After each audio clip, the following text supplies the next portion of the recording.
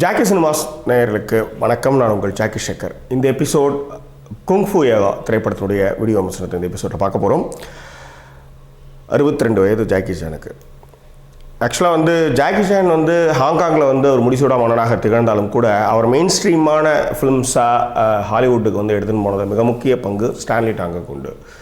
இயக்குனர் Stanley Tang golden ஹார்வெஸ்ட்டில் அவர் படம் பண்ணிகிட்டு இருந்தார். அப்படி தான் ஜாக்கி சானோட அவருக்கு பழக்கம். ஆக்சுவலாக 1995 ஸ்டான்லி டாங் இயக்கத்தில் ஜாக்கி நடித்த படம் தான் ரம்பிள் இன் தி ப்ராங்க்ஸ். இது முழுக்க அமெரிக்காவில் ஷூட் பண்ண படமாக இருந்தாலும் கூட இந்த படம் எடுத்தது எல்லாமே கனடாவில் எடுத்தாங்க. இந்த படம் ஜாக்கி சான் ஏன்னா ஃபுல் அண்ட் ஃபுல் ஹாங்காங் பேக்ட்ராப்லேயே இருந்த படம் முதல் முறையாக ஒரு அமெரிக்க பின்னணியில் எடுக்கப்பட்ட ஒரு படம். ஸோ அந்த இயக்குனருடைய இயக்கத்தில் தன்னுடைய 62வது வயதில் நடித்திருக்கக்கூடிய ஒரு திரைப்படம் தான் இந்த kung fu yoga. Sonu Sood, Disha Patani and Amyra Dastur இவங்க 2 பேரை இதில் ப்ளே பண்ணியிருக்காங்க. ஓகே, இப்போ இந்த குங்ஃபு யோகா திரைப்படத்தினுடைய கதை என்ன அப்படின்னு பார்த்துடலாம்.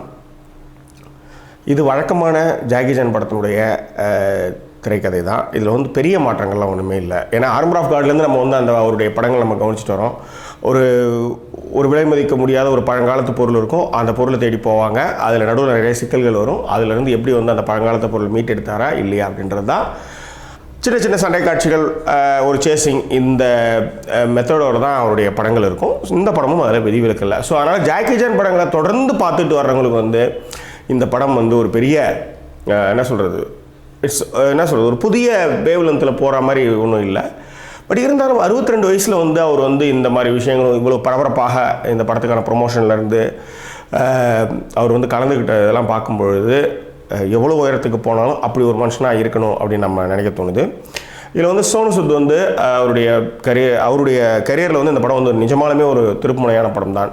இங்கெல்லாம் வில்லனாக ஒரு 6 பேக்லாம் காமிச்சின்னு சட்டையெல்லாம் ஊற்றுட்டு இருந்தவர் இந்த படத்தில் அவர் அவருடைய பெஸ்ட்டை கொடுத்துருக்காரு. இன்னொன்று அவருடைய கரியர் ஒரு இன்டர்நேஷ்னல் படத்தில் நடித்த ஒரு திருப்தி இருக்கும். அது மட்டும் கிடையாது, இந்த படத்தினுடைய கதையே என்னென்னா சீன இந்திய இருக்கிற அந்த பழங்காலத்து பொருட்களை எடுக்கிறதுக்கான அந்த தேடல் தான் இந்த படம். ஸோ அதனால் இந்தியாவில் ஜெய்ப்பூரில் நிறைய இடங்களில் இந்த படத்தோட ஷூட் நடந்தது. ஸோ குறிப்பிட்டு சொல்லணும் அப்படின்னா இந்த படத்தில் ஜாக்கி சான் அதே கதை அதே திரைக்கதை, அதில் ஒன்றும் நான் சொல்கிறதுக்கு இல்லை. பட் ஸ்டான்லி டாங் இன்னும் கொஞ்சம் பெட்டராக பண்ணியிருக்கலாம். ஏன்னா ரம்பிள் இன் தி ப்ராங்க்ஸ் ஒரு ஸ்டைல் ஆஃப் மூவியாக இருந்தது. அந்த மாதிரி இது இல்லைன்னு சொல்லலாம். என்னென்னா இந்த படத்தில் ஒரு புதுமை என்னென்னா ஜாக்கி சான் ஒரு சாங் டான்ஸ் ஆடிருக்கிறாரு. அதுவும் நம்ம ஊர் பெண்களோட.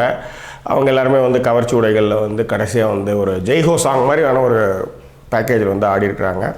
பட் அது பார்க்குறதுக்கு ரொம்ப நல்லாயிருக்கு. அதுவும் ஜாக்கி இந்தியன் அந்த மாப்பிள்ளைங்கெல்லாம் போடுற அந்த ட்ரெஸ், ஜெய்ப்பூர் அந்த மகாராஜா ட்ரெஸ்லாம் போட்டுக்கிட்டு ஆடுறது ரொம்ப நல்லாயிருக்கு. ஸோ அந்த செட்டு எல்லாமே நல்லாயிருக்கு. பட் புதுது அப்படின்னு பார்த்தா ஜாக்கி சான் இந்த படத்தில் இந்திய பாடலுக்கு, இந்திய இசையமைப்புக்கு டான்ஸ் ஆடுறாரு. அதுதான் இந்த படத்தோட பெரிய ப்ளஸ்ன்னு சொல்லுவேன். ஸோ போர் அடிச்சுன்னா போய் பார்க்கலாம். அதுவும் தமிழ் டப்பிங் யார் இந்த படத்துக்கு தமிழ் டப்பிங் பண்ணாங்கன்னே தெரியல. சும்மா உட்காரவே முடியல, அவ்வளோ கொடுமையாக பண்ணியிருந்தாங்க.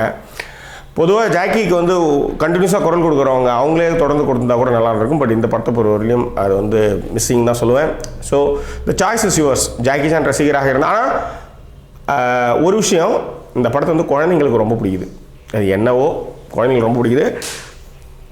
காரில் பின்னாடி அந்த சிங்கம் உட்காந்துட்டு வர்றதா இருக்கட்டும், அதுக்கப்புறம் அந்த கழுத புலியெலாம் இருக்கிற இடத்துல அது ரொம்ப காமெடியாக இருந்தது. எப்படியா இருந்தாலும் கடிக்க போகுதுன்றப்ப அந்த இடத்துல ஒரு சின்னதாக ஒரு அரை மணி நேரத்துக்கு சுற்றிருக்காங்க. அதெல்லாம் ரொம்ப நகைப்பாக இருக்குது. ஒரு இன்டர்நேஷ்னல் ஸ்டாண்டர்டில் பார்த்த ஒரு திரைப்படம் ஒரு லோக்கலில் ரொம்ப மொக்கையாக இருந்தது இந்த படம் அப்படின்றது சொல்கிறதுக்கு எந்த ஒரு வருத்தமும் இல்லை. பட் இருந்தாலும் இந்திய பின்னணியில் ஜாக்கி எப்படி நடிச்சிருக்கான்னு பார்க்குறதுலாம் அந்த படம் யூஸ் ஆகும். வேறங்க, மீண்டும் இந்த படத்துக்கு மார்க்கலாம் வேண்டாம். மீண்டும் வேறொரு திரைப்படத்துடைய வீடியோ பதிவோடு உங்களை நான் சந்திக்கிறேன். அதுவரை நன்றி கூறி விடைபெறுவது உங்கள் ஜாக்கி சேகர். நன்றி, வணக்கம்.